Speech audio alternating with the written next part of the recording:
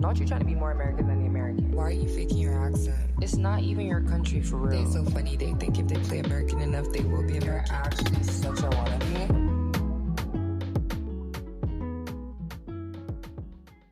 Hi, wannabes, and welcome to the Wannabe Americana podcast, a podcast for outsiders by an outsider. I'm your host, Bianim Isibor. If you're new here, hi, hello, how are you doing? Hope you're doing great.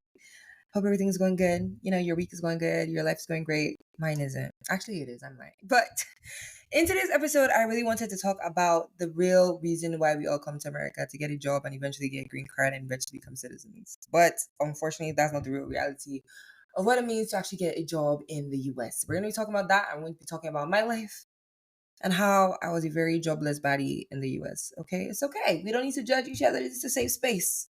Safe space. So let's get right into it.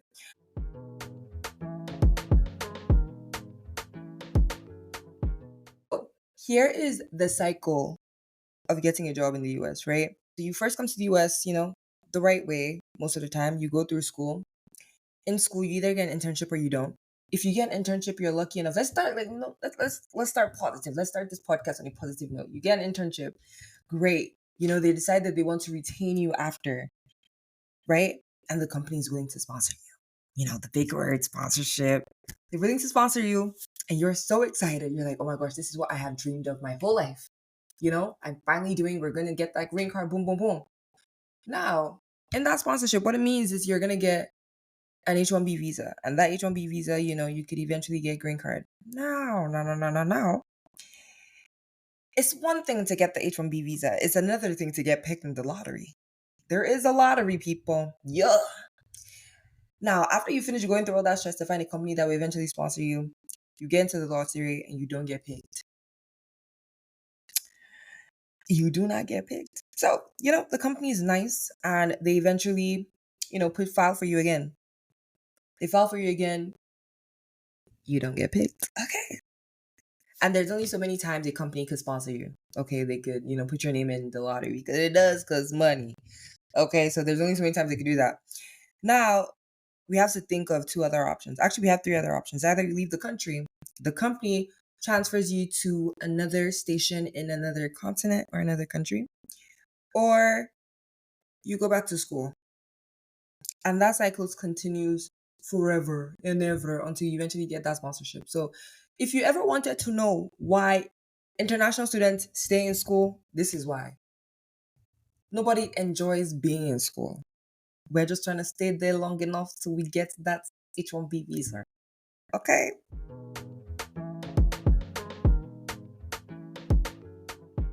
Now that we have that cleared out the way, let's get into my story. Okay? Mine is actually very sad. I don't know. I feel like mine is honestly, I feel like for me, everything worked out. Everything. I could say that now. But back then, y'all, I was going through it. Okay? So, I got out of school. I didn't have an internship, which was honestly my fault. I didn't go to a school where I'm not going to blame it on school. I'm going to blame it on myself. I was in La La Land, focused on the studies and not actually doing the networking and doing the actual things I need to do to actually eventually get a job after I got out of school.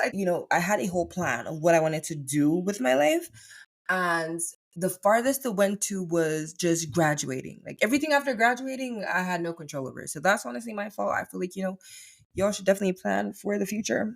Don't be like me. Please don't be like me. But anyways, we got out of school, and of course, we started applying for jobs and looking for jobs. I knew I didn't want to be in Michigan anymore. Which honestly, I feel like it was the pride in me that decided I didn't want to be in Michigan, or I don't know, maybe it was how depressing it was for me. So I was like, yeah, I want to get a job. I don't want to get a job in Michigan. I definitely don't want to get a job around school or anything like that. So I started looking for jobs, and I'm a big thinker. You know what I'm saying? That's why we have this podcast right here. I thought really big. So in my head, I was like, yeah, I'm gonna get a job in Cali. I'm gonna get a job in freaking New York and Philly. That those were where I wanted to live, where I could share my creativity and do work as well. Obviously, we didn't get any jobs, but I did get a job. I don't even think I could speak about this job, but I did get a job from a really big company, y'all. Not get a job. I got an interview. These people noticed me. Okay. And I was the happiest. I was so happy that they even knew what my name was. Okay. But I was super nervous. Like I applied for this job and I think I have like this thing where it's like job scare where during the interview, I'm so nervous that I can't even process my thoughts to say the right thing. Like, does that make sense? I don't know if anybody else feels this way, like when they're like applying for jobs or whatever. But like, if you do, like, please let me know. Like, if you do, like, have this kind of job scaries, and I would start to freak out. And this was like, imagine you never applying to a job or never getting an interview in your whole life, and then this one company, you know, wants to interview you and you're out here like literally like your brain is not processing. Like every single day I was praying, I was calling my mom, I was like studying different things, like bro. Like, but anyway, we get to the interview and it's like a 3 length process or like 3-step process. I was able to get through the first step, right? The second step was where you meet like your bosses and like you meet some of your coworkers and everything like that. And I ended up getting this job. You know how embarrassing it is to not get the job? And to call back and tell them you didn't get the job.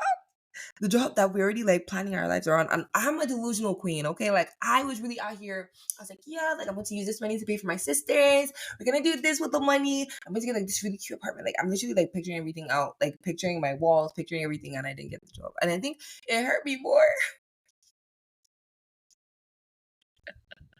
I think it hurt me more the fact that I really like planned my life around this job. That was what made me like lose it for real. But anyways, I eventually got over it and I just went back. And I was a bit discouraged for real because like honestly, like to apply for jobs and to get rejected or to get those emails, like unfortunately yourself. Please, unfortunately yourself. You don't understand the toll it takes on a person, right? And that was like this company was willing to sponsor me. Like this company was big enough to sponsor me. So I was like, I'm not even like stressed about like sponsorship or nothing. Okay. Now there are other interviews that I ended up getting, right? And then they would ask me for sponsorship and you immediately know. Like I literally was on the phone with this like one company, right? And they were like, oh my gosh, you have all the skills, blah, blah, blah, blah. And they're like, I want to be really transparent with you. I wanted to find out like, would you need sponsorship? And my dumbass was, yeah, I would. The next day they called me, it's like, unfortunately, you don't have all the skills needed. I'm like, damn, like literally, you just said that I was good enough. And then all of a sudden you change your mind. And then I was like, bro, like, I don't know if I should lie to these people because I'm not a good liar. Okay, like, I always get caught. Like, so I don't do it. But then my mom was like, bro, like, you need to start lying because these people are not going to hire you. So I started lying to these people and I still didn't get the job. So obviously something was not clicking somewhere. Okay, like, it was either I was the problem or they were the problem. But like, like, if you think about it, I probably was the problem because I didn't have like that much experience. And I was like, okay, let me like pause on like all of this and actually like go to school and not go to school, but like go and take a certification exam. Because I got out of school. I definitely was the problem. I got out of school. I graduated in computer network systems and information security and intelligence, right? And I said, I don't want to do computers because I don't want to be pulling routers or whatever, like playing with wires. It never interested me when I did it in school. And I was like, yeah, I don't want to do that for the rest of my life. So I was like, let me go into cybersecurity because I really do like cybersecurity. Like, I like what it's about. Like, like, I like the idea of cybersecurity. So I was like, okay, I'm going to do the Security Plus exam.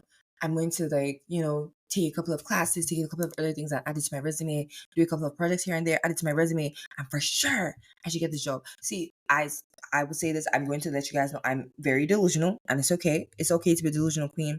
It's fine. So I did all that. I passed, bro. I studied for that exam. I passed the exam and I was like, yes, this is my moment. This is it. And then I went to take a couple of classes in like risk management because I really wanted to get into like the risk aspect of things and like business. Like one thing I knew for certain is I was never supposed to like sit down behind a desk for the rest of my life. Like that's one thing I was certain of. Like I didn't know about anything else. I knew that like sitting behind a desk was not for me.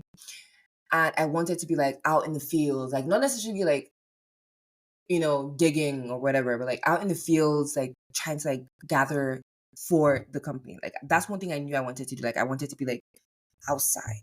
I want to see me. That's what I wanted for myself. So I was like, yeah, I want to do risk management. So I took a couple of courses in risk management. I say I applied to risk management, jobs. Didn't get nothing. Absolutely. Like when I tell you, not even a peep. They didn't even reject me. I think the worst part is when they don't reject you. So you have that hope that it might be, but it never is. Okay, it never is. But like just that hope, that knowing that, like, because I'm a very optimistic girl. Like, I'm always like, bro, like they didn't reject me, so they're probably like thinking like they're like struggling, like they really want to pick me, but like there's so many else who's like also really good, but like they really really want to pick me, and it's like such a struggle. Like everybody's like bursting their heads to like figure out if they want to pick me or not, but like they never get back to me, and it's just like okay, like I never know, and like something dies inside of me a little bit, like because it's like damn, like I really want to work for your company, but like you're never responding to me. And then I found like this. I met this one guy on LinkedIn because I started watching like videos on how to like network, because apparently the only way to get a job nowadays is to know somebody who knows somebody who knows somebody in that company, and you're able to get in that way. And of course, you have to have the skill and the talent and all of that other stuff. But I went on LinkedIn. I started like messaging random people, bare people, right? There were certain companies I wanted to work at. I was like, okay, these are good companies. I had met this one girl at my book club, and she was in consulting, and she was telling me about the life, and she was telling me about like what she used to do, and I'm like, low key, this is kind of what I want to do. So now I have pivoted from cybersecurity to consulting because I was like, you know what? Like, I really, really want to be outside, and cybersecurity might not allow me to do that. So, I decided I want to go into consulting. I wanted to go into like business, marketing, and all of that stuff. And this girl was telling me everything, and I was like, oh my gosh, like this is really cool. And I reached out. I was like, bro, like, like what company do you work for? Could you help me get in? Da da da da. Pete, nothing from her. But I didn't like call her out or anything like that because I don't really know the girl. Okay, like I'm not about to like be mad at you because like we literally just met, and I'm not trying to be a user.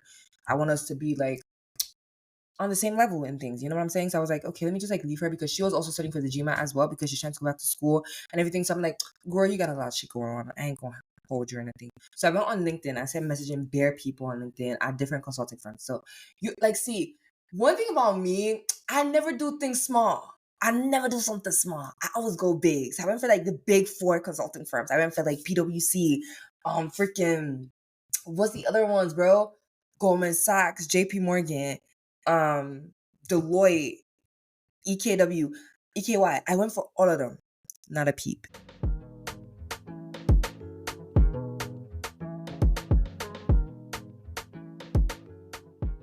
I was humbled a little bit. But it's okay. Like, honestly, like, nothing was going to stop me. And I feel like everything's there falling into my favor because I ended up meeting this one guy who worked at Deloitte on LinkedIn. Very random, very, very like, you know how you just reach out to people and hope for the best, and then they usually never like accept you on LinkedIn? So like when he accepted me, I was like so shocked and so surprised. And I reached out to him because he was also Nigerian like me. And I was like, Nigerian, help Nigerian out, boom, boom, boom. And like his reason for helping me out, and he literally carried my matter on his head. And I will forever like thank him so much. Like he doesn't understand like how much he helped me. Like even though I didn't get a job, but like how much he helped me to just like know that there's good people out there who actually want to see you like succeed. Like yes, the job market is trash right now, but like just like somebody taking it out of like this man was a busy ass man, bro. Like literally he had his own shit going on. He had his own job going on. He was about to get married. So it was like a reasonable person would not have time to deal with a random ass girl. But like he took his time out to like help me out. Like literally he would send me the thing about these companies, like if you get a referral, there's a higher chance of you getting hired or like getting getting like a response from the company. So like all the big firms, I was looking for people who I could like get a referral from, and they could like send me their private link for me to like apply for the job type thing. Right. I reached out to him. I was like, okay, I'm looking at this job. I really want to apply to this job. And I was wondering if I could get a referral from you. This, that. Boom. Before I could even blink, he already sent me the referral. He already sent me like the private link for me to use and apply for the job. I applied for a couple of jobs. I didn't get any of them, which was completely fine. Like it did suck, of course. But, like I didn't get any of them, and that was completely fine. And then he will literally send me job applications like, oh my gosh, look at this, I feel like you'd be good at this, look at this, I think you'd be good at this. I was sending my resume, he will look over my resume and be like, okay, I feel like you should improve this, I feel like you should improve that, maybe you should do this one thing, like maybe you should do that. I was like, bro, like you don't understand, like when they say like God's angels on earth, that man was definitely like God's angel for me on this earth. Like you, like if only he knew, and if he's listened to the podcast, like I am so grateful for you. I'm so appreciative of you. Like you would never even understand like how much like you just helped me to stay okay and sane and know that like there's people who are actually looking out for me in this job market. Like, so that's me giving you your flowers, sir. I really appreciate you, for real.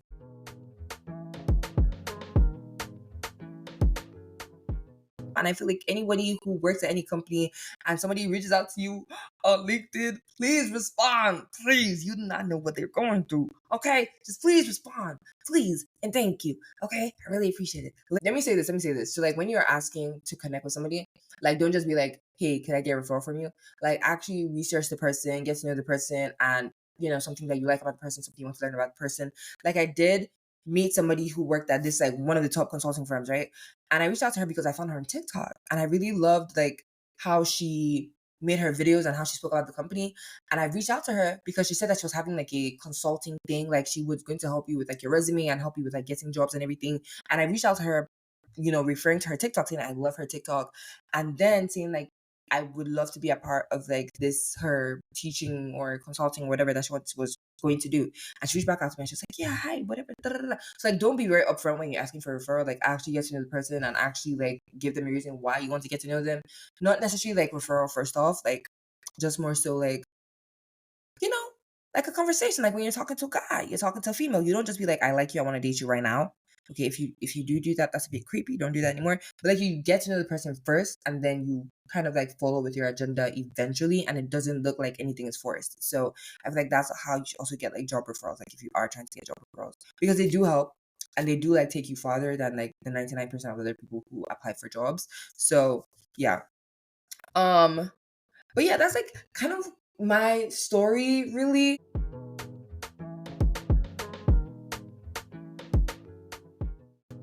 And then I started getting desperate because my OPT started running out.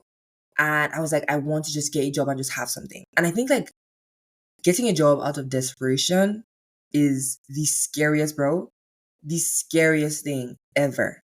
Okay, like y'all don't even understand how scary that is. Like me thinking about getting a marketing job where I'm walking door to door to ask people for whether they like gas or something. And I'm here like, Biani, like I have like health issues that don't allow me to do shit like that. Okay, I'm an anemic queen. If I do that for too long under the sun, I could literally pass out. And they did not even like the people who accepted me for a job, the job that I applied to out of desperation, they were like, yeah, you're going to have to move to wherever they live by yourself, no help, no nothing, and you don't get any kind of like health care or nothing. Like, so if I was to pass out, the bills on me. Okay, the money wasn't that great. And it wasn't like a stable income at all. Like you were basically getting paid off of referrals. No referrals, is it referrals that they call it? Or like for how many clients you bring in, that's what you get paid off of. So you didn't have a stable income. And for my first job, I needed something stable. Like I wasn't about to like be stressing about whether I'm going to have money to pay for rent. Because one thing about me is if I'm not like super, super interested in the job, I do the bare minimum. Exactly what is on the requirements is exactly what I do. Nothing more, nothing less. So I'm like, I know that I'm not going to be able to like make that minimum and I'm going to have issues with rent and everything. And I was thinking about it, bro, these people I had one company trying to have me go to New Orleans. New Orleans, my nigga. I lived in Dallas. They were not even going to pay for my sickie. Talk, let's see if it's say my accommodation or nothing. Okay, and I didn't know nobody in New Orleans. Like, what was I going to do there? Please, but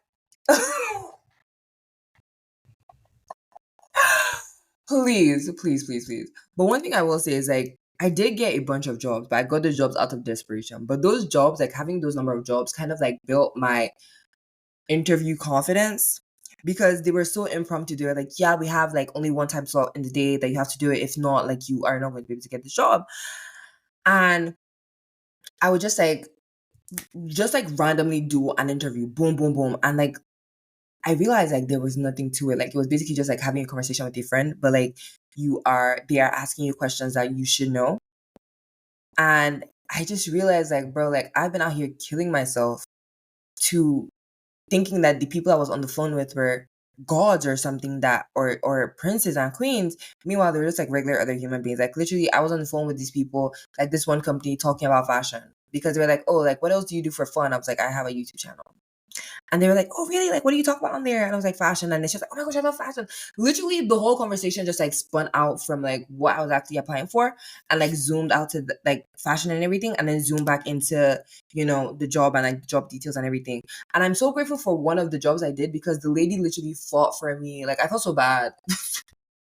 The lady literally fought for me. She called me. She was like, yeah, like they wanted to go for somebody else. And I told them like, your energy's so good. Like, they're going to love you, blah, blah, blah. And I was like, oh my gosh, girl, thank you so much. And I was like, I was feeling bad. And I was like, let me just take this job because like, she fought for me. But at the end of the day, you know what? These people are selfish. Okay. They only want you because they want to elevate themselves. So you also have to think about yourself in the situation. Like if they want you to elevate yourself and they're doing absolutely nothing for you, why am I taking the job? I know it sounds crazy to say, but like the truth is your time is super important and people are very selfish. Like these companies only want the best of the best. And if you're coming to a company as the best of the best, you have to be paid like the best of the best and not be taken for granted. So I was like, yeah, girl, thank you so much. But like, unfortunately, I use unfortunately. Oh, no. Unfortunately, I cannot take the job. Sorry. Anyways, that was that on that. But like, I definitely feel like that definitely built my interview confidence. Like, just doing a bunch of interviews. Like, even if you don't get those interviews, like doing a bunch of them would definitely build your confidence and just help you realize that these people are not gods. They're nothing. Like, they're regular human beings, just like us. You just need to like play it right and like speak, more professionally. Like, obviously, I wouldn't like talk to them the way I'm talking to y'all. Like, I would talk to them like, I'm professional. You know what I'm saying? So just be able to balance that out, but still like throwing a little bit of yourself in there as well. That's what I can say about that.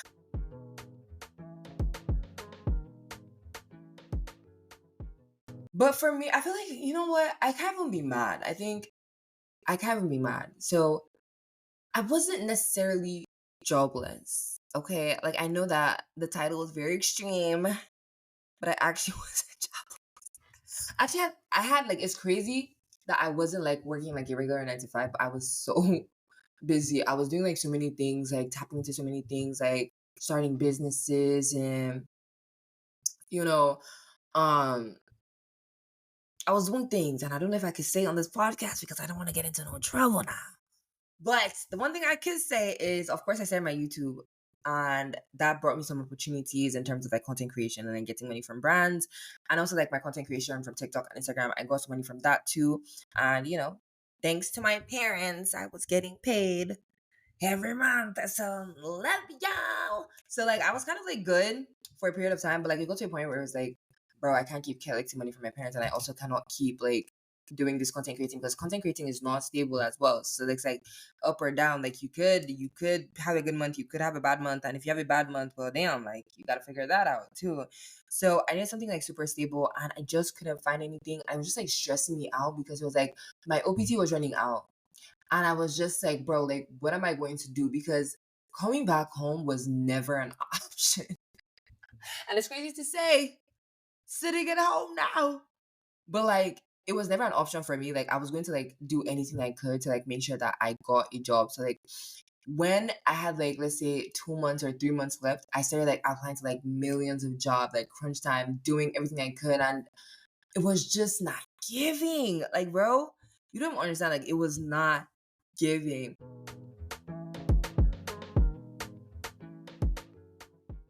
And you know what I've come to realize? With every rejection I've had, like I'm a very firm believer of there's a reason for everything. So like anything that happens to me, it's like maybe something else being planned somewhere that I don't know. Like I'm a very, very firm believer of that. Like too many things have happened in my life where it's just like I just gotta let God do God. Okay. But couple of things I came to realize is if I had gotten that big job like straight out of school, I would never have tapped into like the creative side of me. Because one thing about me is like when I'm focused on one thing, I cannot like I have such a hard time like focusing on other things because it's like I don't know how to like split my attention in so many ways.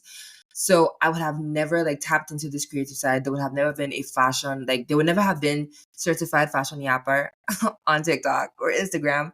There would never have been XOXO Bianim on YouTube, and there would never have been Wannabe Americana. Like that is one thing I am certain of. Okay. There would never have been, just like other things I did. Like there would have never been any of those things if I had gotten that job. That's one thing. If I had stayed and just like found this like random ass job which was found out of desperation, I'd probably be sick as frick for real because I wouldn't be able to cope and I wouldn't be making the money I'm supposed to be making or like I think I would be able to make type stuff. So like it would have all been for nothing. So like looking at all that and just like analyzing everything and like how everything played out, all the almost yeses and all the absolute no's and all the never returns and all the unfortunates, it's like there was a reason for everything, you know? And if you see it from that POV, and like I get that like it's super hard to see it when you're getting rejected. Like honestly, if somebody came up to me and was like, "Don't worry, Bianim, everything's gonna work," I'd be like, if you don't get the frick out of my face right now. Like it got to a point where like I was getting rejected for so many jobs. And my mom would come at me like, Bianim, everything is going to work out. Everything's gonna be okay. And it got to a point I was like, Mom, can you stop telling me that? Like that optimism, like I feel like my optimism died out so quick. Like I told everybody, like, don't tell me everything's going to be okay. Don't tell me you're fine. I'm not fine. I want to jump off the cliff. Okay? Because the purpose, the purpose of coming to the US is to get a job and like eventually like help your family. Like that's really it. Like everything is for your mom, your dad, at least for me, like everything I did here or everything I did there was completely for them.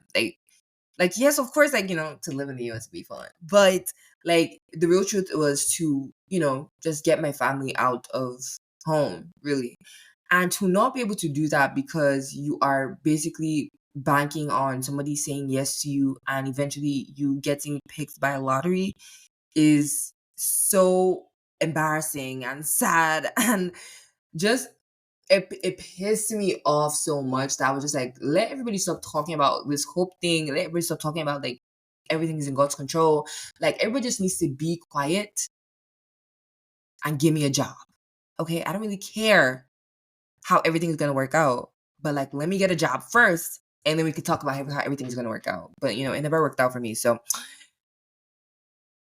there was a reason, and I guess this was the reason. The reason was for me to tell y'all the same thing that I wish somebody had told me, but they didn't. Or probably they did, but I didn't listen. So like you could decide not to listen to this because like I understand. I get it. Okay. I probably slapped me too. So yeah. But like on the other side of things, I feel like people are lucky. Like there's people who are like professionals in getting a job, okay? I just think like I was never a professional in getting a job and it really said a lot. And I think another thing was I really wasn't interested in trying to be a freaking cybersecurity person or a freaking computer person because I didn't really enjoy it in the first place. I was just doing it because, they told me that when you go to America, if you do computer and you go to America and you come out of school, you don't have to stress, you'll get a job immediately. But unfortunately, that was not my case. And, like since that was my case, I was just like, I don't even know what the F, like at this point. Like, I just want to, have a job, And then I made a promise to myself, like, for the rest of my life, I'm never going to look for a job. A job will always find me. And I have stuck by that. I have, I'm just like, because the trauma of applying to a job and like getting rejected multiple times is insane. Okay, absolute madness. And I don't ever want to experience that. I don't ever want to go through that in my life again. If I don't have to, I don't want to. Okay, so please.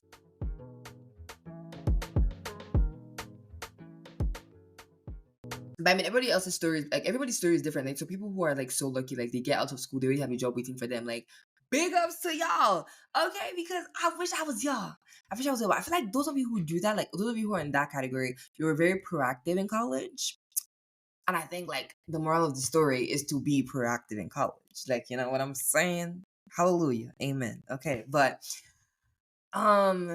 yeah, I was not one of those people. But big ups to you guys, actually, for real. You know what I'm saying? Big ups to y'all. For real. Big ups to y'all. I think one thing for sure that I realized very late when it came to applying to jobs was when I graduated out of like computer network systems and information and security intelligence, I immediately assumed that I needed to get a job in computer networking or network engineering or, information security analyst or something, not knowing that these were transferable skills to any industry. And I realized that y'all, I realized that so late. And it was just like, I was honestly at this point, like scraping for scraps. Like, understand that you don't need to niche down your degree. There's so much you can do with your degree. It is insane. Okay, I could have worked in the business department as like a cybersecurity analyst for like a marketing company. Or let's say I could have worked at a firm as a risk manager or worked at a freaking an IT consultant. Like there was so much I could have done, but like my mind was so focused on like a network engineering, computer networks, information security analyst, cybersecurity. Like that was literally all I was focused on in the tech field, which is populated. If I had gone to a non-populated like industry and applied for those roles, I probably would have gotten those roles. Or maybe I might not have, we'll never know, but like I probably would have because they were not as populated as the tech industry. So yeah, honestly, please do not niche down yourself. And people who be out here saying, go and study this because this is what is trending right now. Don't believe them. Don't believe anybody. Because look at me now. They said, oh, tech is going to be trending. Well, don't worry, tech is going to be trending forever. Look at me now. Everybody, obviously, like, I don't even know what's going on because, of course, I wasn't the only one who knew tech was trending. Everybody and their mama knew tech was trending. So, of course, everybody went into tech and everything became so saturated. So, there was a lot of people in tech, but not enough jobs to go around. So, duh. And of course, like, the industry at the time, like they were like, oh, the job market is trash. The job market was trash. Like everybody was hiring, but nobody was like getting hired. So it's like, what are we even doing here? Type shit. But anyway, we're over that right now. Like I'm honestly over it. I really am not, but I'm over it right now. Like I'm like everything works as it should work, and I'm believing that so heavily. Maybe I wasn't supposed to do a freaking 9 to 5 in cybersecurity or in computer network systems, and that's completely fine. And I'm grateful because I've done the 9 to 5 life. It is not cute. And time is your most valuable asset. So, like, do not spend it on something you hate for long periods of time. And I think it's also important to just like forget about what everyone expects of you when it comes to that, because at the end of the day, and that's one thing I've come to realize about life in general, at the end of the day, it is your life. And you know what's funny? When you're making money, everybody's going to be your bestie. When you're not, you're going to hear crickets. So why don't you do something that will benefit you, even though people are going to like, even though it might attract people to you, leeches alike, why don't you do something where you are fulfilled with yourself and you could do it forever without ever complaining? You know what I'm saying? So like if your parents say, oh, go out there and become a nurse and you really don't want to be a nurse, why would you be a nurse? Because your parents said so. I'm so sorry. I know this is bad advice, and I'm sorry to all the parents who might be listening, but like, this is the honest truth. And I feel like it's okay for us to like go out there and make mistakes. And I know that, being an international student, if we make mistakes, those are quite expensive mistakes, but I don't know. I don't know for real. I just feel like if you don't know what to study, but you still want to go to the US, I highly recommend you go to school undecided and figure out what you want to do. But I know like that doesn't even sound reasonable because like who is paying thousands of dollars for you to be undecided? Like I get it, I do. But wouldn't you rather go there undecided, figure out what you want, than wasting money doing something that you're not supposed to be doing for 4 years and going back to school to do something that you actually want to do for 4 years? Like I don't know. I feel like it's a win-win for me, to be honest. Like, I would rather go there undecided. Like, if I had gone there undecided, I would have realized how much I loved creative work and how much I actually like loved business and accounting and like all of that good stuff. And I probably would never have been in computer network systems, but I wouldn't trade it for a thing because it kind of like built my mindset and how I think about certain things very analytical about me. You know what I'm saying? But yeah, I just feel like if you're going to do something for the rest of your life, you might as well like it just a little bit, So that's all I'm saying on that. That is all I'm saying on that.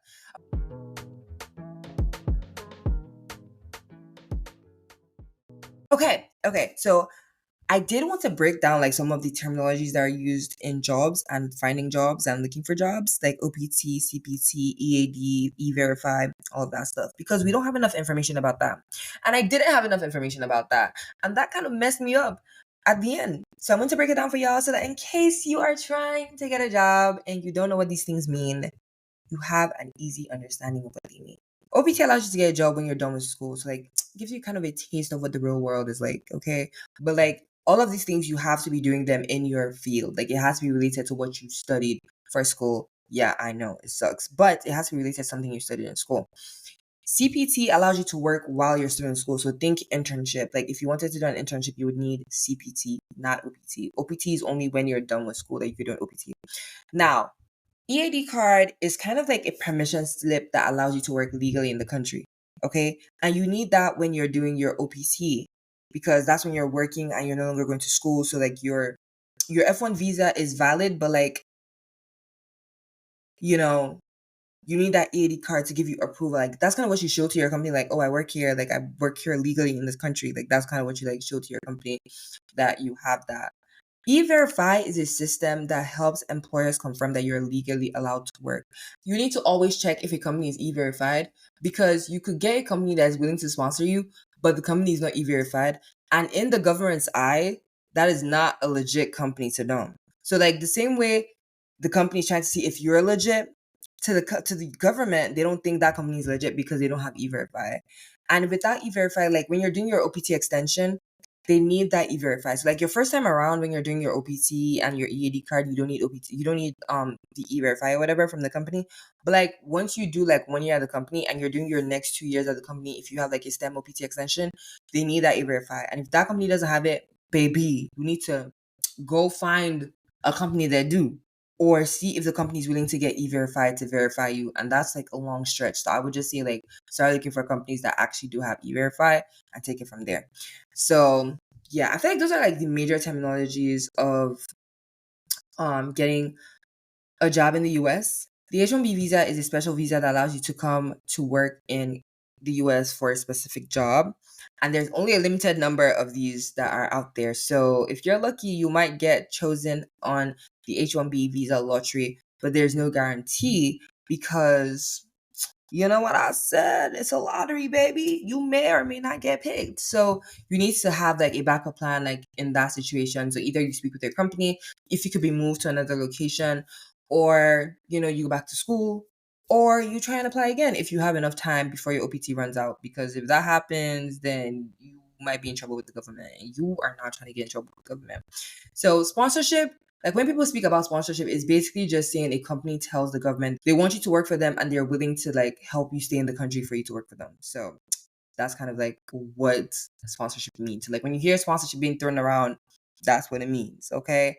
I think all in all, I feel like when looking for a job and like applications and trying to get a job, like it is so stressful and tasking and like mentally exhausting trying to get a job.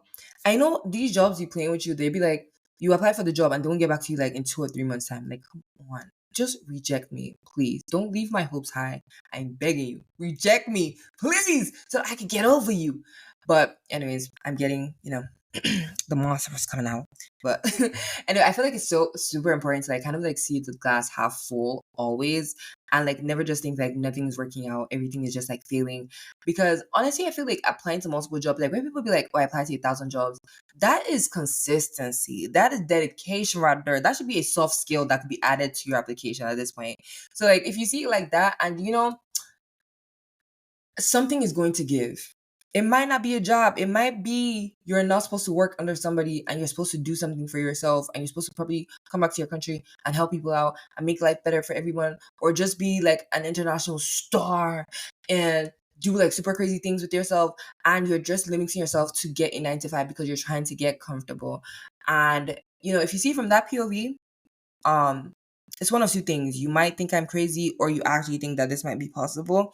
So whichever one tickles your fancy, you could go with that one. But I'm just saying, like, just don't let it get to you too much, but like still have a plan B regardless of anything that happens, because at the end of the day you still need to survive. And it's so crazy to me because I don't know, it's sad a little bit actually, because you're all alone and then you're dealing with like financial troubles, and the universe, well, not the universe, America is saying that you cannot work legally in the country, and then it's just a whole lot of okay, because like how are you supposed to survive if you can't even get a job? And I was talking about this with one of my friends. I was like, bro, like honestly, coming to this country to get a job, I should honestly just instantly get freaking citizenship, because I put so much of my life into this place and then I'm still struggling to get a job. Like, What are we even talking about? I mean, coming to this place, graduating with a good score should equal instant citizenship or instant jobs. Like, what are we even saying? Like, this life. I'm so sorry. Like, I'm so stressed. Like, just thinking about it and just like thinking about what people are going through. Like, there are smart people in the US. Like, people don't even understand. Like, people that are out here building computers since they were like 5, built programs, built apps. They're not getting jobs. You know, when I see these kind of people, I'm looking at myself. I say, Bianim, if somebody that has built like 3 apps are getting job, how do you want to come and compete? Like, that's kind of when I knew that maybe this role is not for me because you know what I'm saying? Like, I just feel like I personally believe, like, if you feel this way, let me know in the comments or leave a review or something. Like, let me know. Like, do you honestly feel that if you graduate from an American university, you should immediately get citizenship? I know it sounds a little bit delulu, but I feel like with the amount of money we spend in the 4 to 5 to 6 or 7 years that we stay here, we should get something to compensate. Okay? A citizenship. At least. You know what I'm saying? But that's just me, y'all. That's just me. Alrighty, Wannabes. I know we spoke about a lot in this episode, but let me know what your favorite bits were by leaving a review. And who knows, maybe we'll get a shout out in the next episode. Anyways, don't forget to follow us on IG at Wannabe Americana for some BTS and tidbits here and there. Also, if you want to share your Wannabe story, send us a DM or reach out to hi, I Wanna Be Americana. Talk soon, Wannabes. Bye.